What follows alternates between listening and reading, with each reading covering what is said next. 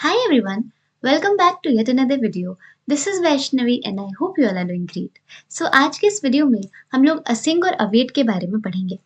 अपने previous lectures में हमने कॉल बैक हेल के बारे में पढ़ा है और प्रोमिसेस के बारे में पढ़ा है और जाना है कि किस तरीके से कॉल बैक हेल जैसी प्रॉब्लम का सॉल्यूशन हमें प्रोमिसेस प्रोवाइड करते हैं। बट आज हम लोग असिंक अवेट के बारे में पढ़ेंगे। जो असिंक अवेट होते हैं ये हमें प्रोमिसेस से भी ज़्यादा बेटर सिंटैक्स प्रोवाइड करते हैं जो कि लिखने में भी और समझने में भी हमें बहुत ही ज़्यादा आसानी होती है। अब यहाँ पर जैसा कि मैंने ऑलरेडी नोट्स में लिखा है कि असिंक अवेट फीचर्स होते हैं जावास्क्रिप्ट के जो हमारा काम और ज़्यादा सिंप्लीफाई कर देते हैं और हमारे एसिंक्रोनस कोड को लिखने और समझने में आसानी प्रोवाइड करते हैं। ठीक है, अब असिंक क्या होता है और अवेट क्या होता है इसे हम एक एक करके समझते हैं। तो असिंक कीवर्ड जो है इसकी मदद से हम एक एसिंक्रोनस फंक्शन को डिक्लेयर कर पाते हैं। ठीक है, और हमारा जो अवेट कीवर्ड है वो सिर्फ और सिर्फ असिंक फंक्शन के अंदर ही यूज हो सकता है। ऐसा नहीं है कि हम कहीं भी अवेट कीवर्ड का यूज कर लेंगे, ऐसा नहीं है। हम सिर्फ और सिर्फ असिंक फंक्शन के अंदर ही इस अवेट कीवर्ड का यूज कर पाएंगे। ठीक है, तो हम इसे पहले समझेंगे यहाँ पे। तो यहाँ पर मैंने एक असिंक अवेट की HTML और यहाँ पर एक असिंक अवेट की JS फाइल ऑलरेडी बना रखी है। HTML फाइल में अभी मैंने कुछ भी नहीं किया है, सिर्फ स्क्रिप्ट टैग का यूज करके JS फाइल को यहाँ पर कनेक्ट किया। ठीक है, अब हमारे प्रीवियस लेक्चर में जो हमने प्रोमिसेस को पढ़ा था तो हमने क्या किया था, हमने 3 हेडिंग्स बनाई थी। ठीक है, और हमने एक बटन बनाया था। जब भी हम उस बटन पे क्लिक कर रहे थे तो एक एक करके हर हेडिंग का कलर जो है वो चेंज हो रहा था। ठीक है, यही एग्जाम्पल हमने कॉल बैक हेल में भी समझा था, उसी को हमने प्रोमिसेस में कंटिन्यू किया था और आज उसे ही हम असिंक अवेट को समझते टाइम भी इसी एग्जाम्पल को कंटिन्यू करेंगे।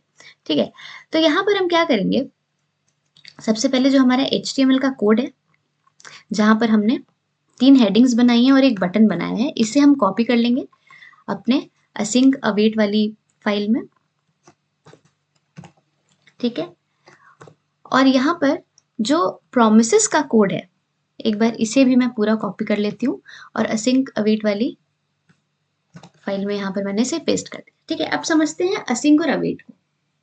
तो यहाँ पर हमने तीनों हेडिंग्स को उनकी आईडी से एक्सेस कर लिया है और बटन को भी एक्सेस कर दिया है और बटन पे हमने लगाया है ये इवेंट लिसनर। ठीक है, अब देखो यार ये कोड तो हम ऑलरेडी जानते ही थे कि हमने क्या किया था, एक ऐड कलर नाम का फंक्शन बनाया था जो कि एक प्रॉमिस को रिटर्न कर रहा था। ठीक है, और यहाँ पर क्या हो रहा था कि अगर ये एलिमेंट ट्रू है यानी कि एलिमेंट एग्जिस्ट कर रहा है तो उस केस में इस एलिमेंट को वो कलर प्रोवाइड कर दो जो यहाँ पर मेंशन है और उसके बाद रिजॉल्व फंक्शन को कॉल कर दो कि हमारा प्रॉमिस फुलफिल हो गया है। और अगर ऐसा नहीं होता यानी कि ऐसा कोई एलिमेंट एग्जिस्ट नहीं करता तो उस केस में रिजेक्ट फंक्शन को कॉल कर दो और हमारा प्रॉमिस को रिजेक्ट कर दो इस एरर मैसेज के साथ कि नो सच एलिमेंट एग्जिस्ट। ठीक है, अब यहाँ पर हम क्या करेंगे, हमने देखा कि जब हम प्रोमिसेस का यूज कर रहे तो यहाँ पर हम प्रॉमिस चेनिंग का यूज कर रहे थे यानी कि मल्टीपल देन हैंडलर्स को हम अपने प्रॉमिस में अटैच कर रहे थे। ठीक है, तो यहाँ पर डॉट देन की वजह से हमारा कोड थोड़ा सा यहाँ पर लेंदी हो जा रहा था। तो अब हम क्या करेंगे, जो डॉट देन और डॉट कैच हमने सीखा था प्रॉमिस में इसे हम यहाँ से रिमूव कर देंगे और ये जो हमारा कोड यहाँ पर हमने लिखा है इसे भी हम हटा देंगे। ठीक है, अब हम क्या यूज करेंगे यहाँ पर, असिंक और अवेट का। तो सबसे पहले यहाँ पर हम असिंक कीवर्ड यूज करके हम यहाँ पर एक एसिंक्रोनस फंक्शन को डिक्लेयर कर रहे हैं। ठीक है, तो हमने यहाँ पर असिंक फंक्शन का यूज कर लिया है। अब ये असिंक फंक्शन क्या करता है, ऑटोमेटिकली एक प्रॉमिस रिटर्न करता है। ठीक है, तो असिंक कीवर्ड क्या करता है, सबसे पहले तो एसिंक्रोनस फंक्शन को डिक्लेयर करता है और उसके बाद से ऑटोमेटिकली ये क्या करता है, एक प्रॉमिस को रिटर्न करता है। ठीक है, अब inside N async function you can use the await keyword. तो हमारा जो अवेट कीवर्ड है वो सिर्फ और सिर्फ असिंक फंक्शन के अंदर ही यूज हो सकता है। तो अब हम यहाँ पर आएंगे और यहाँ पर हम अवेट कीवर्ड का यूज करेंगे। अवेट कीवर्ड का यूज किया और यहाँ पर हमने इस फंक्शन को कॉल कर दिया ऐड कलर वाले को और यहाँ पर हम क्या 3 पैरामीटर्स दे सकते हैं, एलिमेंट, कलर और टाइम। तो हम एलिमेंट चाहते हैं हमारा जो हेडिंग 1 है, ठीक है, उस एलिमेंट पे कौन सा कलर अप्लाई हो जाए, रेड कलर। ठीक है, और कितने टाइम के बाद, 1 सेकेंड के बाद। ठीक है, 1000 मिली सेकेंड का मतलब होता है 1 सेकेंड। ठीक है, तो ये चीज हमने कर ली। इसके बाद से हम यहाँ पर एक और अवेट कीवर्ड का यूज करेंगे। अगेन हम अपने ऐड कलर वाले फंक्शन को कॉल करेंगे। इस बार हम हेडिंग 2 का कलर चेंज करना चाहते हैं और यहाँ पर हम कलर ले रहे हैं ग्रीन। ठीक है, और इस बार हम अगेन टाइम लेंगे 1000 मिली सेकेंड्स। ठीक है, तो हमने हेडिंग 1 और हेडिंग 2 के लिए तो यहाँ पर अवेट कीवर्ड का यूज कर लिया। अगेन हम अवेट कीवर्ड का यूज करेंगे और इस बार हम हेडिंग 3 के लिए कलर जो है वो प्रोवाइड करेंगे, और कौन सा कलर, ब्लू। ठीक है, यहाँ पर हमने अवेट कीवर्ड का यूज किया है और अवेट कीवर्ड का यूज करके हम क्या कर रहे हैं, ऐड कलर फंक्शन को कॉल कर रहे हैं, एक बार हेडिंग 1 के लिए, एक बार हेडिंग 2 के लिए और एक बार हेडिंग 3 के लिए। ओके, अब अवेट कीवर्ड को थोड़ा और समझ लेते हैं। तो हमारा जो अवेट कीवर्ड है वो can only be used inside async functions. It pauses the execution of the async function and waits for the promise to resolve. अब देखो यहाँ पर होगा क्या कि सबसे पहले यहाँ पर हमारा ये वाला फंक्शन कॉल होगा, ठीक है, ऐड कलर वाला फंक्शन कॉल होगा और ये भी हमारा प्रॉमिस रिटर्न कर रहा है, ठीक है। तो जब तक ये प्रॉमिस रिजॉल्व नहीं हो जाएगा तब तक हमारा ये वाला जो सेकेंड लाइन है वो एग्जीक्यूट नहीं होगी। तो यहाँ पर क्या हो रहा है कि एक सीक्वेंस में हमारा कोड काम कर रहा है, ठीक है। तो सबसे पहले क्या हुआ, ये वाला ऐड कलर फंक्शन कॉल हुआ हेडिंग 1 के लिए, ठीक है। अब अवेट कीवर्ड क्या करेगा, जब तक ये प्रॉमिस रिजॉल्व नहीं हो जाएगा तब तक वेट करेगा, तब तक एग्जीक्यूशन को पॉज कर देगा, ठीक है। फिर जैसे ही हमारी हेडिंग 1 का कलर रेड हो जाएगा उसके 1 सेकेंड बाद हमारा यहाँ पर हेडिंग 2 का कलर ग्रीन होगा, ठीक है। और जब तक हेडिंग 2 का कलर ग्रीन नहीं हो जाता तब तक यहाँ पर हेडिंग 3 का कलर ब्लू नहीं होगा, ठीक है। इससे हमें क्या पता चल रहा है कि जब भी हम अवेट कीवर्ड का यूज कर रहे हैं तो ये क्या कर रहा है, जो एग्जीक्यूशन है कोड का उसको पॉज कर दे रहा है, ठीक है, जब तक प्रॉमिस रिजॉल्व नहीं हो जा रहा है। तो यहाँ पर पहले ये वाला प्रॉमिस रिजॉल्व होगा, उसके बाद से जब ये हो जाएगा उसके बाद ये होगा और उसके बाद ये होगा। यहाँ पर एक सीक्वेंस में हमारा कोड काम करेगा, ठीक है। उसके बाद से यहाँ पर जो अवेट कीवर्ड है ये क्या करता है, it makes the code look synchronous दो इट्स स्टिल असिंक्रोनस। अब यहाँ पर जैसे मैंने बताया कि एक सीक्वेंस में काम कर रहा है, तो इस वजह से असिंक अवेट कीवर्ड का यूज करके क्या होता है, जो हमारा कोड है वो सिंक्रोनस दिखाई पड़ता है। और सिंक्रोनस कोड हमेशा समझने में आसान इसलिए होता है क्योंकि सिंक्रोनस कोड में हर लाइन क्या होती है, 1 बाय 1 स्टेप बाय स्टेप काम करती है, ठीक है, एक सीक्वेंस में कि एक के बाद एक, तो वो समझने में काफी ज्यादा आसान होता है। तो हमें असिंक और अवेट जो कीवर्ड्स हैं ये हमें अलाउ करते हैं, एक बेटर सिंटैक्स प्रोवाइड करते हैं ताकि हम बहुत ही आसानी से अपना कोड जो है वो कम लाइन ऑफ कोड में लिख सकें, ठीक है, कम लाइंस में लिख सकें और उसका सिंटैक्स भी बहुत सिंपल होता है, ठीक है। और क्योंकि ये सिंक्रोनस कोड की तरह दिखता है, और ऑल्दो होता तो एसिंक्रोनस ही है, बट क्योंकि दिखता ही सिंक्रोनस की तरह है तो इस वजह से समझने में काफी ज्यादा आसानी हो जाती है। तो हमने देखा अगर हम अपने प्रॉमिस वाले इस फाइल में आए तो हमारा कोड काफी ज्यादा लेंथी था इस तरीके से, ठीक है। और हमारा लाइक काफी सारे, अभी तो सिर्फ हमने 3 ही हेडिंग्स लिए, मान लो 10 हेडिंग्स होती तो 10 टाइम हमें डॉट देन हैंडलर्स लगाने पड़ते, ठीक है। तो यहाँ पर प्रॉमिस चेनिंग होती, तो उससे बेटर सिंटैक्स हमें हमारा असिंक और अवेट प्रोवाइड कर रहा है, जहाँ पर हम सिर्फ एक लाइन में यहाँ पर एक हेडिंग को उसका कलर प्रोवाइड कर दे रहे हैं, ठीक है। अब हम क्या करेंगे, इसको हम पहले रन करके देखेंगे।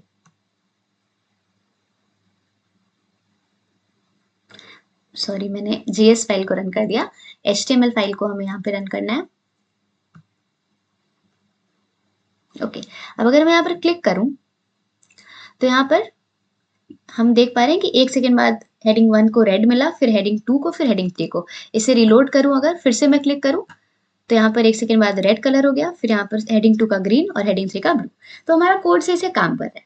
बट यहाँ पर एक और चीज है जो हमें यहाँ पर समझनी है, वो ये है कि एरर हैंडलिंग कैसे करेगा असिंक और अवेट।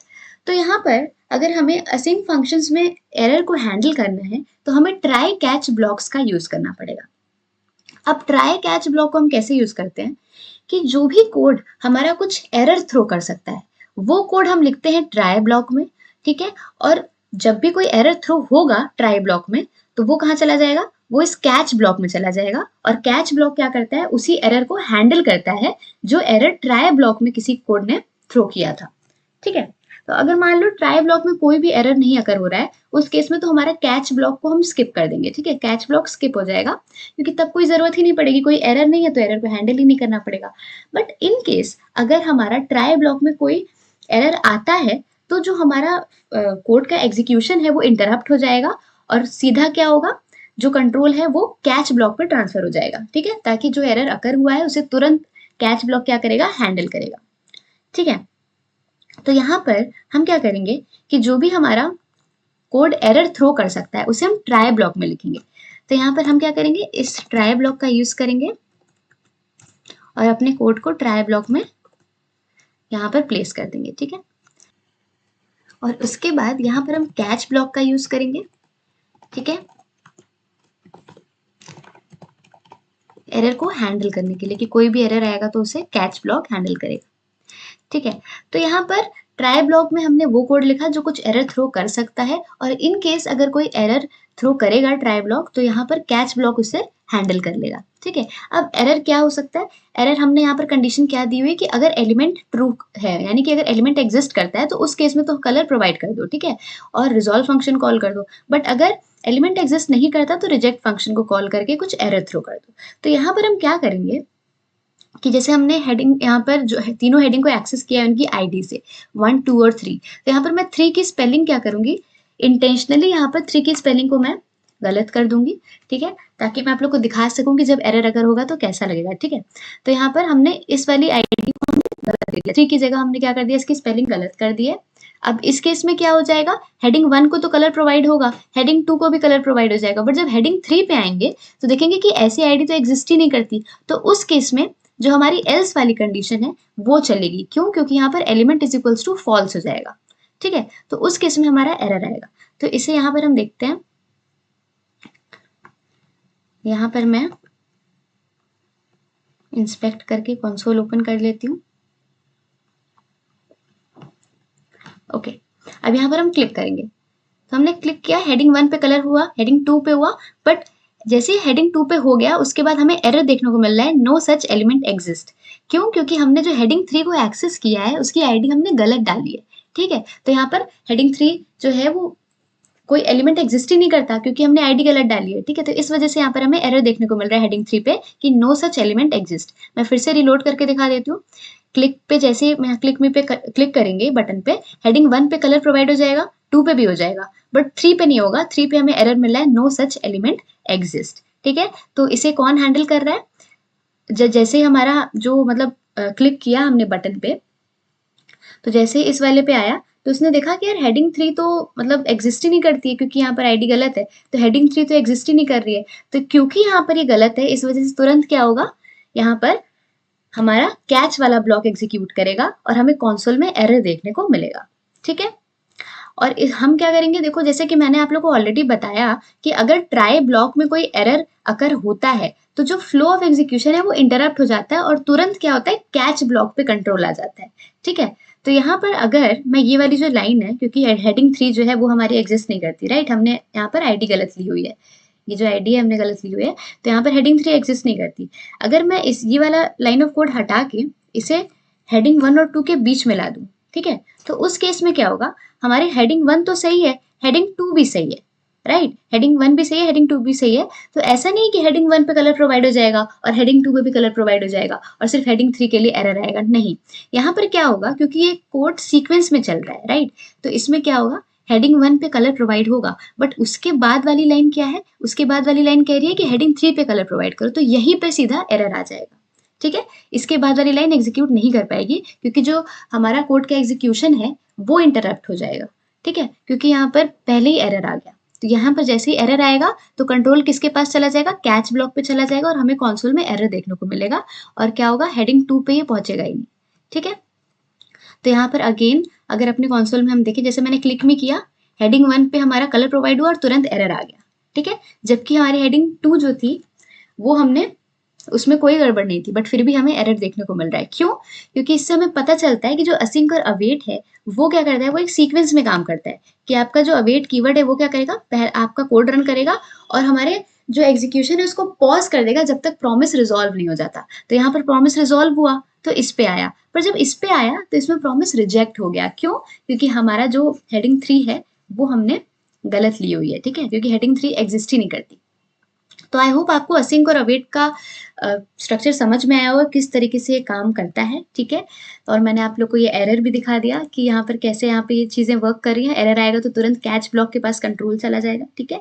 अगर यहाँ पर मैं जो 3 है यहाँ पर इसे मैं इसकी स्पेलिंग सही कर दूँ, यहाँ पर मैं 3 लिख दूँ तो अब हमारा कोड बिल्कुल सही से चलेगा। यहाँ पर मैं क्लिक करूँगी तो हेडिंग 1 पे कलर आएगा, फिर यहाँ पर 3 पे आया, फिर 2 पे आया, ठीक है।